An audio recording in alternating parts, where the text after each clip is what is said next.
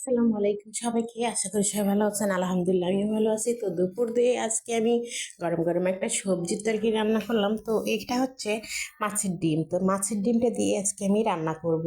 তো মাছের ডিমটা আমি ধুয়ে নিয়ে রেখে দিচ্ছি ওদিকে। তো এদিকে হচ্ছে চুলায় আমি পেঁয়াজ ভাজার পরে এখানে মরিচ, পেঁয়াজ, আদা রসুন বাটা সমস্ত মশলা দিয়ে ডিমগুলো দিয়ে দিচ্ছি। দেওয়ার পরে একটু পানি দিয়ে আমি এটাকে কষিয়ে নেব সুন্দর করে। তো যতক্ষণ কষায় হয়নি ততক্ষণ তো আপনাদেরকে দেখাবো। আর এই ডিমটা পুরাটা আমি গলিয়ে একদম কষিয়ে নিয়ে নেব। তারপরেই তো আমার ডিমগুলো এখন সুন্দর করে গলে যাচ্ছে। আর এটা হচ্ছে ফটকাটা, মানে মাছের পেটে যে থাকে ফটকা ওইটা। তো আজকে হচ্ছে এই সিম দিয়ে আমি রান্না করব। তো সিমটা এদিকে ধুয়ে বেছে রেখে দিয়েছি। তো সঙ্গে আলু আছে। তো এখন হচ্ছে তরকারিটা সুন্দর করে কষা হয়ে গেছে মাছের ডিমটা। এখন ওই জায়গায় আমি সিম আলুটা দিয়ে দিচ্ছি। তো সমস্ত কিছু দেওয়ার পরে দেখুন অনেক সুন্দর হয়েছে। তো এখন একটু আমি পানি দিয়ে রেখে দেব, ততক্ষণে জাল হয়ে যাবে।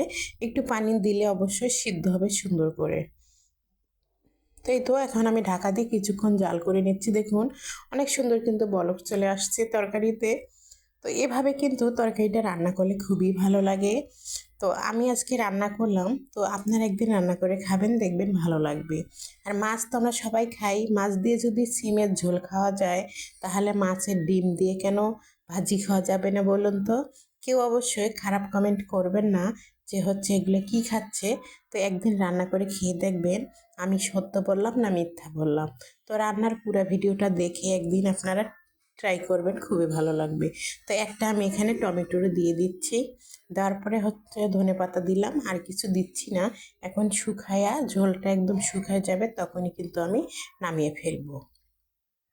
তো দেখে অবশ্যই অনেক ভালো লাগছে। এটা ঝোলও খাওয়া যেত। তো আমি একদমই ভাজি ভাজি করিনি, একটু ভেজে ভেজে রেখে দিয়েছি। আর ভাজি ভাজি করাও যাবে, কিন্তু আমি একটু ভেজে ভেজে রাখলাম। তো জানি না কার কাছে কেমন লাগতেছে দেখতে, আমার কাছে বেশ ভালো লাগতেছে। তো আল্লাহ হাফিজ, সবাইকে ভালো থাকবেন, ট্রাই করে দেখবেন।